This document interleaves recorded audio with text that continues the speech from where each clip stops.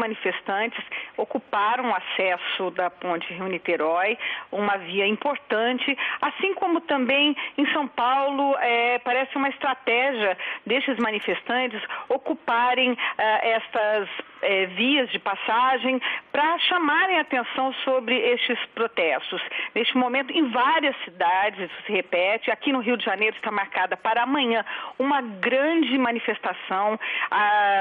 Pelas redes sociais, a expectativa é de que 1 milhão de pessoas se reúnam amanhã no centro do Rio de Janeiro e o objetivo é caminhar pela principal avenida da cidade até o estádio do Maracanã, onde amanhã vai ter um jogo da Copa das Confederações.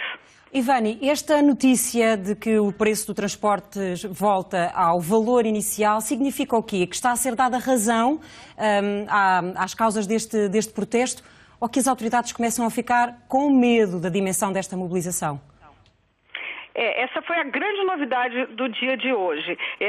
Desde ontem, algumas cidades já começaram a anunciar essa tarifa. É bom lembrar que o transporte público aqui no Brasil, ele é gerido por empresas privadas.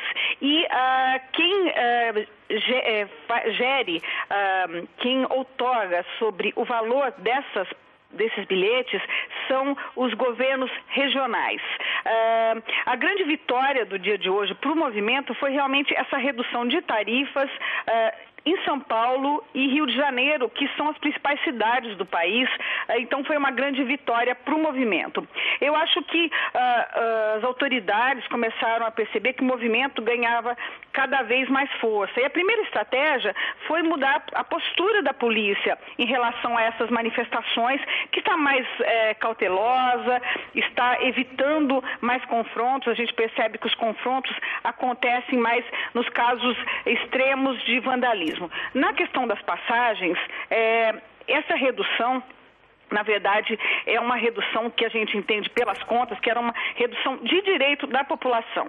No começo do ano, quando houve uma perspectiva dessas passagens aumentarem, houve um acordo do governo federal com os governos regionais de que esse aumento não fosse dado, porque era um momento complicado para a economia do país, de inflação alta. Os primeiros 3 meses a inflação subiu bastante, então foi um acordo de que eles não subissem essas tarifas e, em contrapartida, o governo federal ofereceu isenção de 2 alíquotas importantes para essas empresas.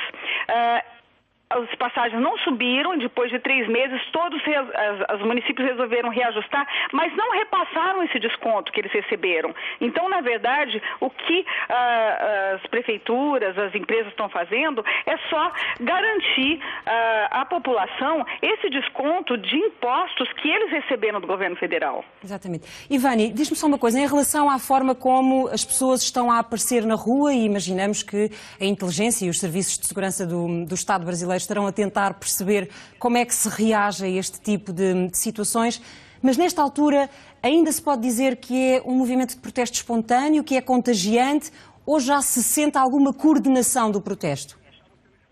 Então, até agora, até o momento, os especialistas, os sociólogos, os jornalistas tentam explicar a origem e a direção desse movimento. A princípio, foi classificado como um movimento espontâneo que surgiu a partir dos primeiros protestos que aconteceram na semana passada, que começaram em função da redução dessas tarifas do transporte público e que teria tomado uma força maior por conta da reação da polícia, que foi bastante violenta a princípio, porque esses manifestantes realmente eles interrompiam vias importantes para a locomoção das pessoas nas cidades.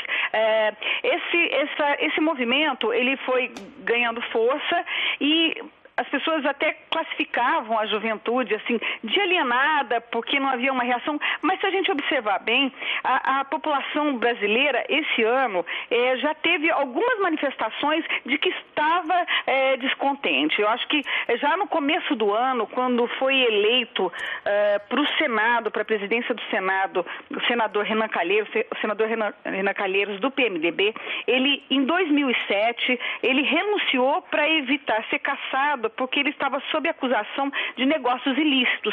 E feito esse ano? Houve um grande abaixo-assinado com milhões de assinaturas que não foi considerado pelas autoridades. Em seguida, ainda esse ano, quando foi eleito para dirigir a Comissão de Direitos Humanos um pastor evangélico com uma clara postura homofóbica e que também a população reagiu, chegou a entrar no Congresso para fazer manifestações, também isso não surtiu nenhum efeito. Então, acho que foi um acúmulo assim, de insatisfações que teve como gota d'água essas manifestações e que agora também vão tomando proporções e vão surgindo cada vez mais protestos e bandeiras.